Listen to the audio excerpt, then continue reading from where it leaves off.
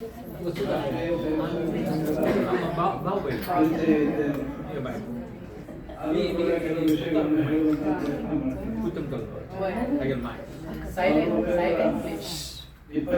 ಇಸ್ವಿಯಲ್ಲಿ ರಾಷ್ಟ್ರೀಯ ಸ್ವಯಂ ಸೇವಕ ಸಂಘ ಪ್ರಾರಂಭ ಕರುಣಾ ಪೂಜನೆಯ ಡಾಕ್ಟರ್ ಕೇಶವ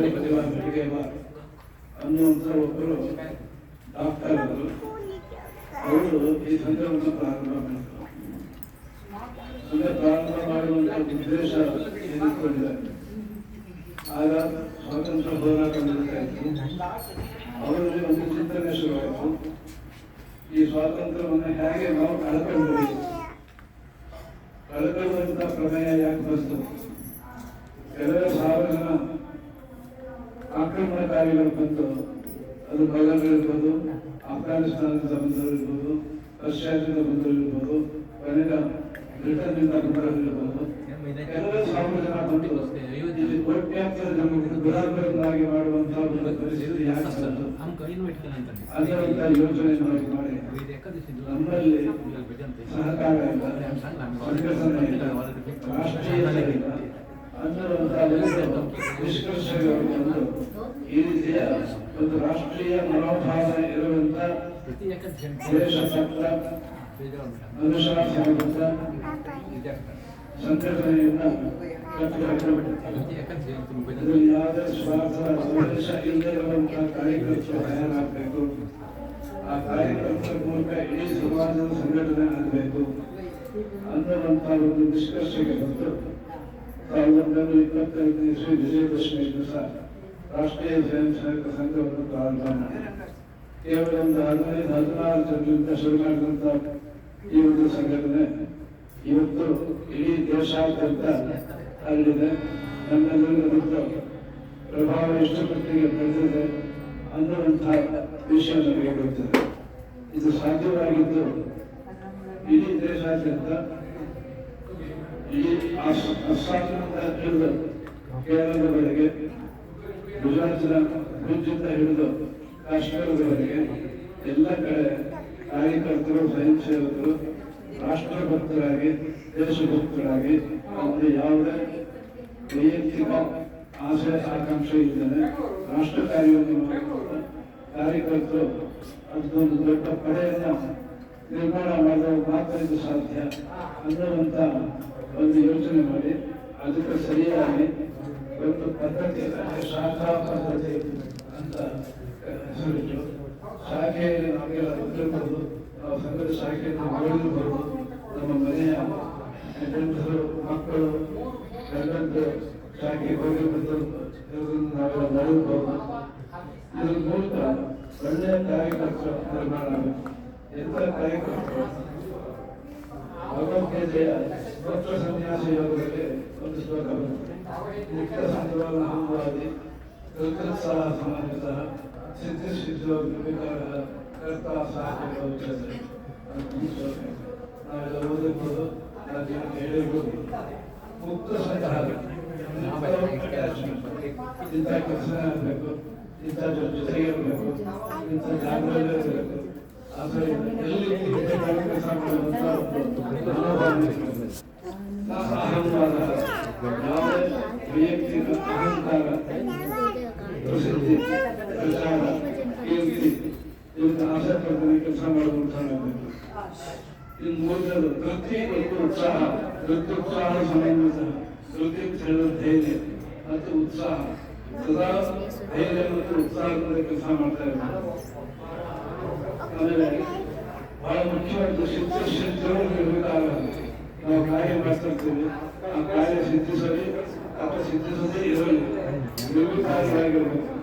ಸಿದ್ಧಿಸದ ಅಹಂಕಾರ ಮಾಡಬಾರ್ದು, ಸಿದ್ಧಿಸದೇ ಇರಲಾಗ ನಿರಾಶೆ ಮಾಡಬಾರ್ದು. ಇಂಥ ಕಾರ್ಯಕರ್ತರು ಅವರು ನಿಜವಾದ ಸಾತ್ವಿಕ ವ್ಯಕ್ತಿ ಅಂತ ಭಗವಾನ್ ಶ್ರೀಕೃಷ್ಣ ಹೇಳ್ತಾರೆ. ಅಂಥ ಒಂದು ಕಾರ್ಯಕರ್ತರ ಪಡೆ ಇಡೀ ದೇಶಾದ್ಯಂತ ರಾಷ್ಟ್ರೀಯ ಮನೋಭಾವನೆಗಳಿಂದ ಕಾರ್ಯಕರ್ತರು ತಯಾರಾಗಬೇಕು ಅನ್ನುವಂಥ ಉದ್ದೇಶದಿಂದ ಸಂಘದ ಶಾಖೆ ನಡೀತಾ ಇದೆ. ಸುಮಾರು 75,000 ಶಾಖೆಗಳು ಇಡೀ ದೇಶಾದ್ಯಂತ ನಡೀತಾ ಇದೆ. ಲಕ್ಷಾಂತರ ಸ್ವಯಂ ಸೇವಕರು ಶಾಖೆಗಳಿಗೆ ಹೋಗ್ತಿದ್ದಾರೆ, ಕಾರ್ಯಕರ್ತರಾಗಿ ರೂಪುಗೊಳಿಸಿದ್ದಾರೆ. ಈ ಕಾರ್ಯಕರ್ತರು ಸಂಘಸ್ಥಾನದಲ್ಲಿ ತಯಾರಾದಂತಹ ಕಾರ್ಯಕರ್ತರು ಬೇರೆ ಬೇರೆ ಕ್ಷೇತ್ರಗಳಿಗೆ ಹೋಗಿ ಅಲ್ಲಿ ಸಾಮೂಹಿಕ ಸಂಘಟನೆಗಳನ್ನ ನಿರ್ಮಾಣ ಮಾಡಿ ಅದರ ಮೂಲಕ ಇಡೀ ದೇಶಾದ್ಯಂತ ಒಂದು ಹಿಂದುತ್ವದ ವಾತಾವರಣ ನಿರ್ಮಾಣ ಮಾಡಬೇಕು ಅನ್ನುವಂತಹ ಉದ್ದೇಶದಿಂದ ಸಂಘದ ಪ್ರೇರಣೆ ಪಡೆದಂತಹ ಕಾರ್ಯಕರ್ತರು ಇಡೀ ದೇಶಾದ್ಯಂತ ಸುಮಾರು 40ಕ್ಕೂ ಹೆಚ್ಚು ಸಾಮೂಹಿಕ ಸಂಘಟನೆಗಳನ್ನ ನಿರ್ಮಾಣ ಮಾಡಿದ್ದಾರೆ. ವಿಶ್ವ ಹಿಂದೂ ಪರಿಷತ್ ಇರ್ಬೋದು, ಭಾರತೀಯ ಜನತಾ ಪಕ್ಷ ಇರ್ಬೋದು, ಭಾರತೀಯ ಮಜ್ದೂರ್ ಸಂಘ ಇರ್ಬೋದು, ವನವಾಸಿ ಕಲ್ಯಾಣ ಇರ್ಬೋದು, ಭಾರತೀಯ ಶಿಕ್ಷಣ ಮಂಡಳಿ ಇರ್ಬೋದು, ರಾಷ್ಟ್ರೋತ್ಥಾನ ಪರಿಷತ್ ಇರ್ಬೋದು, ಈ ಥರ 16 ಸಂಘಟನೆಗಳನ್ನ ನಿರ್ಮಾಣ ಮಾಡಿ ಅದರ ಮೂಲಕ ಇಡೀ ದೇಶಾದ್ಯಂತ ಒಂದು ಹಿಂದುತ್ವದ ಜಾಗರಣವನ್ನ ನಿರ್ಮಾಣ ಮಾಡಬೇಕು ಅನ್ನುವಂಥ ಉದ್ದೇಶ ಸಂಘಟನೆ ಅಂತ ಹೇಳಿದ್ರೆ 2 ರೀತಿ. ಒಂದು ಹಿಂದೂ ಸಮಾಜದಲ್ಲಿರುವಂಥ ನ್ಯೂನತೆಗಳು, ದುರ್ಬಲತೆಗಳು, ವೀಕ್ನೆಸ್, ಇದನ್ನು ಸರಿ ಮಾಡಿ ನಮ್ಮಲ್ಲಿ ಅನೇಕ ಜಾತಿಗಳು, ಭಾಷೆಗಳು, ಪಂಗಡಗಳು, ಗುಂಪುಗಳು, ಆಹಾರ ಪದ್ಧತಿಗಳು, ಭೂಷಣಗಳು ಎಲ್ಲ ಬೇರೆ ಬೇರೆ ಬೇರೆ ಇರುವಂತಹ ಒಂದು ಹಿಂದೂ ಸಮಾಜ ಮೋಸ್ಟ್ ಡೈವರ್ಸ್ ಸೊಸೈಟಿ ಅಂತ ಸೊಸೈಟಿಯಲ್ಲಿ ಒಂದು ಏಕತೆಯನ್ನು ನಿರ್ಮಾಣ ಮಾಡೋದು ಅಷ್ಟು ಸುಲಭದ ಕೆಲಸ. ಅದನ್ನು ಮಾಡುವಂತಹದ್ದು ಒಂದು ಭಾಗ. ಎರಡನೇದು ಹಿಂದೂ ಸಮಾಜಕ್ಕೆ ಯಾರು ಅಪಾಯವನ್ನು ಬಿಡ್ತಾರೆ ಹೊರಗಿನಿಂದ ಬೇರೆ ಬೇರೆ ಧರ್ಮದವರು, ಬೇರೆ ಬೇರೆ ದೇಶದವರು ಮಾಡ್ತಾರೆ, ಅದನ್ನು ತಡೆಯುವಂತ 2 ರೀತಿಯಲ್ಲಿ ಕಾರ್ಯ ಆಗಬೇಕು. ಎಲ್ಲವನ್ನೂ ಕೂಡ ಮಾಡುವಂತಹ ಪ್ರಯತ್ನವನ್ನು ಸಂಘ ಕಳೆದ ಒಂದು 100 ವರ್ಷಗಳಿಂದ ಮಾಡ್ತಾ ಇದೆ. ಈಗ 3ನೇ ವರ್ಷಕ್ಕೆ ಕಾಲಿಟ್ಟಿದ್ವಿ ಕಳೆದ ವಿಜಯದಶಮಿ ಆದಮೇಲೆ. ಈಗ ನಾವು ನಮ್ಮ ಸ್ವಯಂ ಸೇವಕರು, ಕಾರ್ಯಕರ್ತರುಗಳ ಮನೆಗಳಿಗೆ ಹೋಗಿ ಸಂಘದ ಬಗ್ಗೆ ವಿಚಾರವನ್ನು ತಿಳಿಸುವಂತಹ ಪ್ರಯತ್ನವನ್ನು ನಾವು ಮಾಡ್ತಾ ಇದ್ದೀವಿ.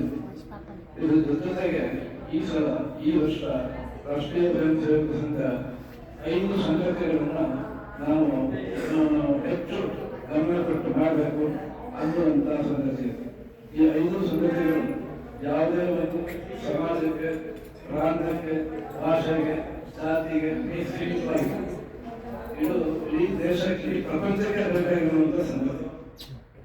ಮೊದಲು ನಮ್ಮ ಪ್ರಕೃತಿಯನ್ನ ಉಳಿಸಬೇಕು ಅನ್ನುವಂಥ, ಪ್ರಕೃತಿಯನ್ನು ಉಳಿಸಬೇಕು ಅನ್ನೋ 3 ಸಂಗತಿ. ಒಂದು ಪ್ಲಾಸ್ಟಿಕ್ ಬಳಕೆ,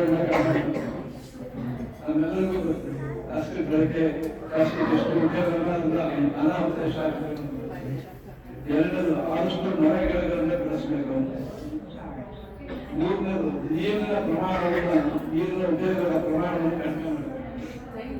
ಮುಂಚೆ 50 ಅಡಿ ತೊಳೆದು ನೀರು ಬರ್ತಾ ಇತ್ತು, ಈಗ 5000 ಅಡಿವರೆಗೆ ಹೋಗ್ಬೇಕಾಗಿದೆ ಇಷ್ಟ ಕಡೆ ಅಂತ ಒಂದು ಪರಿಸ್ಥಿತಿ ನಿರ್ಮಾಣ ಆಗಿದೆ. ಈಗ ಮುಂದುವರೆದು ಇಡೀ ನಮ್ಮ ಕಕ್ಕನ್ ಪ್ರದೇಶ ಮರುಭೂಮಿ ಆಗಬಹುದು ಅನ್ನುವಂತಹ ಒಂದು ಭಯ ನಮ್ಮ ಅನೇಕ ವಿಜ್ಞಾನಿಗಳು ಹೇಳ್ತಾರೆ. ನೀರಿನ ಪ್ರಮಾಣ ಕಡಿಮೆ ಮಾಡಬೇಕು, ನೀರಿನ ಉಪಯೋಗವನ್ನು ಕಡಿಮೆ ಮಾಡಬೇಕು, ಪ್ಲಾಸ್ಟಿಕ್ ಬಳಕೆ ಕಡಿಮೆ ಮಾಡಬೇಕು, ಮರಗಿಡಗಳನ್ನು ಬೆಳೆಸಬೇಕು. ಪ್ರಕೃತಿಯನ್ನ ಉಳಿಸುವಂತಹ ಒಂದು ಭಾಗ. ಎರಡನೇದು ನಮ್ಮ ಕುಟುಂಬಗಳು, ನಮ್ಮ ಕುಟುಂಬಗಳ ಸ್ಥಿತಿ ಹೇಗಿದೆ ಅಂತ, ಹಿಂದೆ ಹೇಗಿತ್ತು ಈಗ ಹೇಗಿದೆ ಅನ್ನುವಂಥ ಸಂಗತಿಯನ್ನು ಪರಸ್ಪರ ಸಂಬಂಧಗಳು, ತಂದೆ ತಾಯಿಗಳು ಮಕ್ಕಳ ಜೊತೆಗೆ, ಗಂಡ ಹೆಂಡತಿ ಜೊತೆಗೆ, ಅತ್ತೆ ಮಾವನ ಜೊತೆಗೆ ಸಂಬಂಧಗಳು ಇದನ್ನ ಸರಿಪಡಿಸಬೇಕು. ಅದಕ್ಕೋಸ್ಕರ ಈ ಪಟ್ಟಿಯ ವಿಧಾನಗಳು, ಈ ಸತ್ಸಂಗಗಳು ಈಗೇನಾಗ್ತಾ ಇದೆ, ಇದು ಪ್ರತಿ ಕುಟುಂಬವೂ ಆಗಬೇಕು ಅನ್ನುವಂಥ ಅಪೇಕ್ಷೆ. ಒಟ್ಟಿಗೆ ಊಟ ಮಾಡಬೇಕು. ಈಗ ಊಟ ಮಾಡುವಂಥ ಸ್ಥಿತಿ ನಾವು ನೋಡಿದ್ವಿ. ಒಬ್ಬೊಬ್ಬರು ಒಂದು ಅರ್ಥ ಹೇಳ್ಕೊಂಡು ಒಂದು ಕಡೆ ಕೂತ್ಕೊಂಡು ಊಟ ಮಾಡ್ತೀವಿ. ಒಟ್ಟಿಗೆ ಕೂತ್ಕೊಂಡು ಊಟ ಮಾಡುವ, ಒಟ್ಟಿಗೆ ಮಾತಾಡುವ, ಎಲ್ಲರ ಕೈಯಲ್ಲಿ ಮೊಬೈಲ್ ಇರುತ್ತೆ, ಮಾತಾಡುವುದಿಲ್ಲ. 4 ಜನ ಕೂತಿದ್ರು, 4 ಮೊಬೈಲ್ ಇಟ್ಕೊಂಡು ಕೂತಿರ್ತೀವಿ, ಪರಸ್ಪರ ಮಾತೆಲ್ಲ ಕಥೆ ಇಲ್ಲ. ಇದೆಲ್ಲ ಒಳ್ಳೆ ಸಂಗತಿ ಅಲ್ಲ. ಟಿವಿ ಪ್ರಭಾವ, ವಿದೇಶಿ ಸಂಸ್ಕೃತಿಯ ಪ್ರಭಾವ ನಮಗೆ ಎಷ್ಟು ಬಿಟ್ಟಿದೆ. ನಾವೆಲ್ಲರೂ ಈಗ ಒಬ್ಬೊಬ್ಬರು ಇಂಡಿವಿಜುವಲ್ ಗಂಡ ಹೆಂಡತಿ ಒಟ್ಟಿಗೆ ಒಂದು ದೊಡ್ಡ ಸಂಸಾರ ಅನ್ನೋ ಸ್ಥಿತಿ ಬರ್ತಾ ಇದೆ. ಇದು ಒಳ್ಳೆಯದಲ್ಲ. ನಮ್ಮ ಕುಟುಂಬಗಳು ಚೆನ್ನಾಗಿರಬೇಕು, ತಂದೆ ಮಕ್ಕಳು ಎಲ್ಲ ಒಟ್ಟೊಟ್ಟಿಗೆ ಇರಬೇಕು, ಪರಸ್ಪರ ಒಳ್ಳೆಯ ಸಂಬಂಧ ಇರಬೇಕು. ಇದು ಕುಟುಂಬ ಪ್ರಭಾವದ 2 ಸಂಗತಿ. ಇದು ಮೂರನೇದು ಸಾಮಾಜಿಕ ಸಾಮರಸ್ಯ. ನಮ್ಮ ಬೇರೆ ಬೇರೆ ಜಾತಿ ಪಂಗಡಗಳು ಗುಂಪುಗಳು ಏನಿದೆ ಇದ್ರ ನಡುವೆ ಒಳ್ಳೆಯ ಸಂಬಂಧ ಇರಬೇಕು. ಸ್ಪೃಶ್ಯ ಇರಬಾರ್ದು, ಮೇಲು ಕೀಳು ಇರಬಾರ್ದು. ಎಷ್ಟೋ ಹಳ್ಳಿಗಳಲ್ಲಿ ಇವಾಗ ಕೂಡ ಕುಡಿಯುವ ನೀರಿಗೆ ಬಾವಿಗೆ ಎಲ್ಲ ಜಾತಿಯವರಿಗೂ ಪ್ರವೇಶ ಇಲ್ಲ. ಹಳ್ಳಿಗಳಲ್ಲಿ 3 ಸಂಗತಿಗಳ ಕಡೆ ಗಮನ ಕೊಡಬೇಕು ಅಂತ ಹೇಳ್ತಾರೆ. ಒಂದು, ಕುಡಿಯುವ ನೀರನ್ನ ಬಾವಿಗೆ ಎಲ್ಲರಿಗೂ ಅವಕಾಶ ಇಲ್ಲ. ಎಲ್ಲ ದೇವಸ್ಥಾನಗಳು ಮುಕ್ತ ಪ್ರವೇಶ ಇರಬೇಕು. ಯಾರು ದೇವ ಭಕ್ತರಿದ್ದಾರೋ ಅವರೆಲ್ಲರಿಗೂ ಮುಕ್ತ ಪ್ರವೇಶ ಇರಬೇಕು. ದೂರದ ಸ್ಮಶಾನಕ್ಕೆ ಯಾರು ಸತ್ತ ಕೆಲವು ಸಲ ದಮನ ಮಾಡಿಕೊಂಡು ಸುಡುವುದೇ ಬಾಯಿ ಸಮಸ್ಯೆ ಆಗುತ್ತೆ. ಜಾಗ ಇಲ್ಲ. ನನ್ನ ಸ್ಮಶಾನಕ್ಕೆ ಬರಬಾರ್ದು, ಸ್ಮಶಾನಕ್ಕೆ ಬರಬಾರ್ದು ಅಂತ ಅದು ಆ ಸಮಯ ಆ ಸಂದರ್ಭ ಬಂದ ಸಮಸ್ಯೆ. ಈ 3 ಆಯ್ತು. ಈ 4ನೇದು ಸ್ವದೇಶಿ. ನಾವು ವಿದೇಶಿ ಸಂಗತಿಗಳಿಗೆ, ವಿದೇಶಿ ವಿಚಾರಗಳಿಗೆ, ವಿದೇಶಿ ಪದ್ಧತಿಗಳಿಗೆ ನಾವೆಲ್ಲರೂ ನಾವು ಹೋಗ್ತಾ ಇದ್ವಿ. ನಮ್ಮ ಸ್ವದೇಶಿ ಸ್ವಭಾಷೆ ಇಂಗ್ಲಿಷ್ ಭಾಷೆ ಬಗ್ಗೆ ಎಲ್ಲ ಮಾತೃಭಾಷೆಗಳನ್ನು ಈಗ ಹಾಕ್ತಾ ಇದ್ದಾರೆ. ಎಷ್ಟು ದಿನಗಳಲ್ಲಿ ನಮ್ಮ ಮಾತೃಭಾಷೆಯ ಪುಸ್ತಕಗಳನ್ನು, ಪೇಪರನ್ನು, ಮ್ಯಾಗಝಿನ್ಸ್ ಓದ್ತೀವಿ ಗೊತ್ತಿಲ್ಲ. ಬರೆಯೋದಂತೂ ಇಲ್ಲವೇ ಇಲ್ಲ. ಈಗೆಲ್ಲ ಇದನ್ನ ಬರೆಯೋದಿಲ್ಲ ಇಲ್ಲ, ಓದೋದು ಕೂಡ ಇಲ್ಲ. ಇಂಗ್ಲಿಷ್ ಭಾಷೆ ಎಲ್ಲ ಭಾಷೆಗಳನ್ನು ಓದ್ತಾರೆ. ಕನ್ನಡ ಈ ಭಾಷೆಗಳನ್ನು ಹೇಳ್ತಾ ಇದ್ದಾರೆ. ಈ ತರ ಆಗ್ಬಾರ್ದು. ನಮ್ಮ ಭಾಷೆ, ನಮ್ಮ ಪದ್ಧತಿಗಳು, ನಮ್ಮ ವೇಷಭೂಷಣಗಳು ಇವೆಲ್ಲ ಉಳಿಬೇಕು. ಇದು 4ನೇದು. ಇನ್ನು 5ನೇದು ನಾಗರಿಕ ಶಿಷ್ಟಾಚಾರ. ಸಿಟಿಜನ್ಸ್ ರೈಟ್ಸ್ ಬಗ್ಗೆ ಎಲ್ಲ ಮಾತಾಡ್ತಾರೆ. ಸಿಟಿಜನ್ಸ್ ಡ್ಯೂಟೀಸ್ ಬಗ್ಗೆ ಎಲ್ಲ ಮಾತಾಡ್ತಾರೆ. ನಾವೇನ್ ಮಾಡ್ಬೇಕು? ನಾವು ಯಾವ ರೂಲ್ಸ್ ಫಾಲೋ ಮಾಡಬೇಕು? ನಾವು ಬೇರೆ ಎಲ್ಲ ಮಾಡುವ ಏನ್ ಮಾಡ್ಬೇಕು ನಾವು ಅಪೇಕ್ಷೆ ಪಡ್ತೀವಿ, ಅದನ್ನ ನಾವು ಮಾಡ್ತಾ ಇದ್ರೆ ಅನ್ನುವಂಥ ಯೋಚನೆ. ಈ ರೀತಿ 5 ಸಂಗತಿಗಳನ್ನ ಇದರ ಇತ್ತೀಚಲ ಹೆಚ್ಚು ಗಮನ ಮಾಡಬೇಕು. ಇದು ಯಾವುದೇ ಜಾತಿ, ಯಾವುದೇ ಭಾಷೆ, ಯಾವುದೇ ಪ್ರಕೃತಿ ಸೀಮಿತ ಅಲ್ಲ. ಈ ದೇಶಕ್ಕೆ ಸಂಬಂಧಪಟ್ಟದ್ದು, ಇಡೀ ಸಮಾಜಕ್ಕೆ ಸಂಬಂಧಪಟ್ಟದ್ದು. ಹಾಗಾಗಿ ಎಲ್ಲ ಸಂಗತಿಗಳ ಗಮನ ಕೊಡಬೇಕು ಅನ್ನುವಂಥ ಸಂಗತಿಯಿಂದ ಈ ವರ್ಷ ಅದನ್ನು ಯಶಸ್ವಿಗೊಳ್ಳಬೇಕು. ಈ ರೀತಿ ರಾಷ್ಟ್ರೀಯ ಸ್ವಯಂ ಸೇವಕ ಸಂಘ ಇಡೀ ಹಿಂದೂ ಸಮಾಜದ ಒಂದು ಸಂಘಟನೆಯ ಕೆಲಸವನ್ನು ಮಾಡ್ತಾ ಇದೆ. ತಾವೆಲ್ಲರೂ ಮುಂಚಿನಿಂದಲೂ ಇದಕ್ಕೆ ಬೆಂಬಲವನ್ನು ಕೊಡ್ತಾ ಇದ್ದೀರಿ. ಸಮಾಜದಲ್ಲಿ ಬದಲಾವಣೆಯನ್ನ ತರೋದಕ್ಕೆ ಸಾಧ್ಯ ಆಗುತ್ತೆ. ಅದಕ್ಕೆ ಒಂದು ಇದಕ್ಕೆ ಬಂದು ಯಾವ ರೀತಿ ಶಾಖೆ ಮೂಲಕ ಬದಲಾವಣೆ ಆಗಿರೋದಕ್ಕೆ ಒಂದು ಉದಾಹರಣೆ ಕೊಟ್ಟು ನಾನು ಮಾತು ಮುಗಿಸ್ತೇನೆ. ಮಂಗಳೂರಿನವರು ಒಬ್ಬರು ಶ್ರೀಮಾನ್ ಚಂದ್ರಶೇಖರ್ ಭಂಡಾರಿಯಿಂದ ಪ್ರಚಾರಕರು, ನಾನು ಕೆಲವರು ನೋಡಿರ್ಬೋದು, ಕೇಳಿರ್ಬೋದು, ಈವರೆಗೂ ತಿಳ್ಕೊಂಡಿದ್ದಾರೆ. ಅವರು ಸಂಘದ ಪ್ರಚಾರಕರಾಗಿ ಫಸ್ಟ್ ದಕ್ಷಿಣ ಕನ್ನಡ ಜಿಲ್ಲಾ ಪ್ರಚಾರಕರಾಗಿದ್ದರು. ಪ್ರಚಾರಕರಾಗಿ ಒಂದು ಹಳ್ಳಿ ಹೋಗಿದ್ದಾರೆ. ಹಳ್ಳಿ ಹೋದಾಗ ಅಲ್ಲಿನ ಶಾಖೆ ಹೋಗೋದು, ಅಲ್ಲಿನ ಸ್ವಯಂ ಸೇವಕಿ ಮಾತಾಡಿಸೋದು, ಸ್ವಯಂ ಸೇವಕಿ ಮನೆಗೆ ಹೋಗೋದು ಇತ್ಯಾದಿನೇ ಕೆಲಸ. ಈಗ ಒಬ್ಬರು ಮನೆಗೆ ಹೋಗಿದ್ದಾರೆ. ಅವ್ರ ಮನೆಯಿಂದ ಅಲ್ಲಿ ಒಬ್ಬರು ಸಂಸ್ಥೆ ಸುಮಾರು 10 ಗಂಟೆಗೆ ಹೋಗಿದ್ದಾರೆ. ಆಮೇಲೆ ಆ ಶಾಖೆಯ ಮುಖ್ಯ ಶಿಕ್ಷಕ, ಆ ಶಾಖೆಯನ್ನು ನಡೆಸೋದಕ್ಕೆ ಮುಖ್ಯ ಶಿಕ್ಷಕ ಅಂತ ಮಾಡ್ತೀವಿ. ಅವನ ಮನೆಗೆ ಊರು ಕರ್ಕೊಂಡು ಊರಿಗೆಲ್ಲ ಒಂದಷ್ಟು ಸಂಪರ್ಕ ಮಾಡ್ತಾರೆ. ನಾವು ಮಧ್ಯಾಹ್ನ ಊಟ ಕರೆದಿದ್ದಾರೆ. ಊಟಕ್ಕೆಲ್ಲ ಹೊರಡ್ತಾರೆ. ಅವರು ಸ್ವಲ್ಪ ಮಳೆಯುವಂತ ಬ್ರಾಹ್ಮಣರು ಕುಟುಂಬ. ಹಿಂದ್ಗಡೆ ಊಟದ ಮೇಲೆ ಬರಬೇಕು. ಮಧ್ಯದಲ್ಲಿ ಆಗಿನ ಪ್ರಜೆ ದೇವರ ಮನೆ, ಅವನ ನಂತರ ಊಟದ ಮನೆ ಎಲ್ಲ ಹೊರಗಡೆ ಹೋಗೋದು. ಇವ್ರಿಗೆ ಮಾತ್ರ ಹೊರಗಡೆಯಿಂದ ದೇವರಿಂದ ಬರಕ್ಕೆ ಇರ್ಬೋದು. ಎಲ್ಲಕ್ಕೂ ಅನುಭವ ಆಗುತ್ತೆ. ಅದು ಅದನ್ನು ವಿಶೇಷ ಅನಿಸುತ್ತೆ. ಶ್ರವಣ ಊಟ ಎಲ್ಲ ಸಾಲಾಗಿ ಊಟಕ್ಕೆ ಕುಡಿಸಿದಾಗ ಇವ್ರಿಗೆ ಮಾತ್ರ ಒಂದು ಅಡ್ಡ ಮಾಡ್ತಾರೆ. ಊಟ ಎಲ್ಲ ಮಾತಾಡೋದು ಎಲ್ಲ ಚೆನ್ನಾಗಿರುತ್ತೆ. ಊಟ ಮುಗಿಸೋದಕ್ಕೆ ಆ ಮನೆಯ ಬಡಿಸುವಂತ ಹಿರಿಯ ಹೆಂಗಸರು ಒಂದು ಸ್ವಲ್ಪ ನೀರು ಸುತ್ತೂರು ಗೋಮಯ ಅಂದ್ರೆ ಏನೇನು ಅವರೇ ತೆಗಿಬೇಕು, ಅದನ್ನು ಸ್ವಚ್ಛ ಮಾಡಬೇಕು, ಅದು ಮಾಡಬೇಕು. ಇದು ನಮಗೆ ಈಗ ತಯಾರಾಗಿದ್ದು ವಿಶ್ರಾಂತಿ ಆಯಿತು. ಮುಂದೆ ಆಮೇಲೆ ಶಾಖೆ ಆಮೇಲೆ ಯಜಮಾನರು ಎಲ್ಲ ಗಂಟಲು ಬಂದಿದ್ದು ಶಾಖೆಯಲ್ಲಿ ಇವರು ಏನು ಮಾತಾಡ್ತಿಲ್ಲ. ಒಂದು ಉದ್ದೇಶ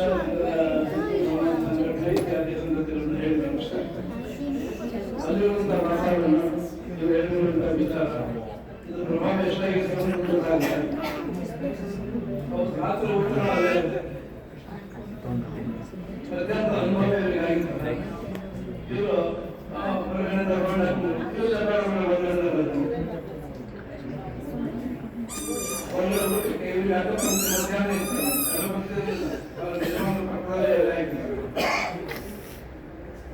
ಊಟ ಆದ್ಮೇಲೆ ವಾತಾವರಣ ಸಂಜೆ ವಾತಾವರಣ ಅಷ್ಟು ವ್ಯತ್ಯಾಸ. ಯಾರಿಗೂ ಏನು ಹೇಳಿಲ್ಲ. ಹಿಂದಿನ ಶಾಖೆಗಳು ಬದಲಾವಣೆ ಮಾಡಬಹುದು. ಯಾವುದೇ ಕ್ರಾಂತಿ ಅಂತ ನಾವು ಮಾತಾಡ್ತಿದ್ದೀವಿ. ಯಾವುದೋ ಅವಶ್ಯಕ ಹಿಂದಿನ ಶಾಖೆಯಲ್ಲಿ ನಾವು ಮಾತು ಜೊತೆ ವ್ಯವಹಾರ ವೈಯಕ್ತಿಕ ಉದಾಹರಣ ಇದರ ಮೂಲಕ ಈ ಒಂದು ಬದಲಾವಣೆ ಸಂಖ್ಯೆ ಆ ಮನೆಯಲ್ಲಿ ಪೂರ್ತಿ ವ್ಯತ್ಯಾಸ ಆಗ್ತದೆ. ಈ ಒಂದು ಸಣ್ಣ ಉದಾಹರಣೆ ನಾವೆಲ್ಲ ಅಂಬೇಡ್ಕರ್ ಅವರು ಹೋರಾಟ ಮಾಡಿದಂಥ ಸಂಗತಿ ನಾವು ಕೇಳಿದ್ದೀವಿ. ನಾಸಿಕದ ಪಂಚವಟಿಯಲ್ಲಿ ರಾಮ ಲಕ್ಷ್ಮಣ ಸೀತೆ ಅವರೆಲ್ಲ ವನವಾಸ ಮಾಡಿದಂಥ ಅಲ್ಲಿಂದಲೇ ಸೀತೆ ಅಪಹರಣ ಆಗಿತ್ತು ಅಂದ್ರೆ ನಮಗೆಲ್ಲ ಗೊತ್ತು. ಅದು ಸಲುವಾಗಿ ಅದೊಂದು ರಾಮನ ದೇವಸ್ಥಾನ ಇತ್ತು. ನಮ್ಮಲ್ಲಿ ನಾವೆಲ್ಲ ನೋಡಿರ್ಬೋದು, ಯಾರು ಪೂರ್ವಹಿರ್ತಾರೆ ಕಾಲಾರಾಮ ದೇವಸ್ಥಾನ. ಆ ಕಾಲಾರಾಮ ದೇವಸ್ಥಾನಕ್ಕೆ ಎಲ್ಲ ಹಿಂದೂಗಳು ಬಹಳ ಶ್ರದ್ಧೆಯಿಂದ ಹೋಗ್ತಾರೆ. ಆದರೆ ದುರದೃಷ್ಟವಶ ಅಲ್ಲಿರುವಂಥ ಯಾರು ಅಸ್ಪೃಶ್ಯರು ಸಿಕ್ಕಾಕೊಂಡು ಅವರಿಗೆ ಆ ದೇವಸ್ಥಾನಕ್ಕೆ ಪ್ರವೇಶ ಇರಲಿಲ್ಲ. ಅಂಬೇಡ್ಕರ್ ಭಾರತದಲ್ಲಿ ಹೋರಾಟ ಮಾಡಿದ್ರು. ಆದರೆ ಆ ಗಲಾಟೆ ಸವರ್ಣೀಯರು ಮತ್ತು ಅಸ್ಪೃಶ್ಯರು ಆಮೇಲೆ ಅಂಬೇಡ್ಕರ್ಗೆ ಸೇಜಾರಿಗೆ ಮತ್ತು ಆಮೇಲೆ ಪ್ರೋತ್ಸಾಹ ವಿಷಯಗಳು ಗೊತ್ತಿದೆ. ಈಗ ಬದಲಾವಣೆಗಳು ಅನೇಕ ವರ್ಷಗಳ ಆದ್ಮೇಲೆ ಆ ದೇವಸ್ಥಾನದ ಅರ್ಚಕರ ಮಗ ಅವನ ಅರ್ಚಕ ಅವನಿಗೆ ಅನಿಸ್ತು ಸರಿ ಮಾಡಬೇಕು. ಅವನು ದೇವಸ್ಥಾನದ ಅರ್ಚಕರಿಗೆ ಕನ್ವಿನ್ಸ್ ಮಾಡ್ತಾನೆ. ದೇವಸ್ಥಾನದ ಕಮಿಟಿಯವರಿಗೆ ಕನ್ವಿನ್ಸ್ ಮಾಡ್ತಾನೆ. ಯಾರು 7 ವರ್ಷ ಅವರಿಗೆಲ್ಲ ಕನ್ವಿನ್ಸ್ ಮಾಡಿ ನಮ್ಮ ದೇವಸ್ಥಾನದಲ್ಲಿ ಹಿಂದೆ ಏನಾಗಿದೆ ಅದೇ ಆಗಬಾರ್ದು, ಎಲ್ಲ ಭಕ್ತರಿಗೂ ಪ್ರವೇಶ ಆಗಬೇಕು. ಅವರಿಗೆ ಯಾರು ಹೋಗ್ಬೇಕು ಕ್ಷಮಾಪಣೆ ದೇವಸ್ಥಾನಕ್ಕೆ ಸಾಧ್ಯ ಆಯ್ತು. ಆತ ಸಂಘದ ಶಾಖೆಯಲ್ಲಿ ಸಂಸ್ಕಾರ ಶಿಕ್ಷಣ ಅದರಿಂದ ಸಾಧ್ಯ ಆಯ್ತು. ಸಂಘದ ಶಾಖೆಗೆ ಬರುವವರೆಗೆ ನಾನು ಬ್ರಾಹ್ಮಣ, ಒಂದ್ಸಲ ಶಾಖೆಗೆ ಬಂದರೆ ಸ್ವಯಂ ಸೇವಕ ಈ ರೀತಿಯ ಒಂದು ವಾತಾವರಣ ನಿರ್ಮಾಣ ಇದು ಸಾಧ್ಯ ಆಗುವುದು ಶಾಖೆಯಿಂದ. ಹಾಗಾಗಿ ಈ ಶಾಖೆಗಳನ್ನು ಎಷ್ಟು ಹೆಚ್ಚು ಬಲಪಡಿಸಿದ್ರೆ ಅಷ್ಟೇ ಹಿಂದೂ ಸಮಾಜ ಒಳ್ಳೆಯದು ಅನ್ನುವಂಥ ಭಾವನೆ ಕೊಟ್ಟು, ಹಾಗಾಗಿ ನಾವೆಲ್ಲರೂ ಇದಕ್ಕೆ ಬೆಂಬಲವನ್ನು ಕೊಡಬೇಕು. ನಮ್ಮಲ್ಲಿರುವಂಥ ವಾತಾವರಣವನ್ನು ಹಿಂದೂ ವಾತಾವರಣವಾಗಿ ನಾವು ನಿರ್ಮಾಣ ಮಾಡಬೇಕು. ನಮ್ಮೆಲ್ಲರ ಸಹಕಾರವನ್ನು ಕೊಟ್ಟು ಅದಕ್ಕೆ ಅವಕಾಶ ಕೊಟ್ಟಿದ್ದಕ್ಕೆ ಎಲ್ಲರೂ ಧನ್ಯವಾದ ಕೊಟ್ಟು ಧನ್ಯವಾದ. ನಮಸ್ಕಾರ.